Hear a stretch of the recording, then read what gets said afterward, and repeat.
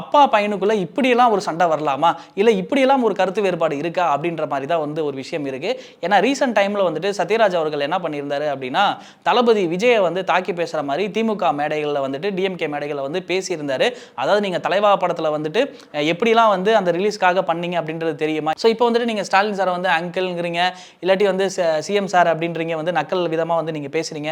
அதே தலைவா படத்துல வந்து பாத்தீங்க அப்படின்னா ஜெயலலிதா அவர்களோட இருக்கும்போது நீங்க ஆன்டின்னு சொல்லியிருக்க முடியுமா, இந்த மாதிரிலாம் பேசியிருந்தா என்ன ஆயிருக்கும் அப்படின்னு சொல்லிட்டு கடுமையா விமர்சிச்சு வந்து பேசியிருந்தாரு. ஸோ இது ஒரு பக்கம் வந்து விஜய் ரசிகர்கள் மேல வந்து ஒரு கோபத்தை ஏற்படுத்தி இருந்தாலும், ஸோ இதுக்கு பதிலடி தர வகையில வந்து விஜய் ரசிகர்கள்லாம் பண்ணல.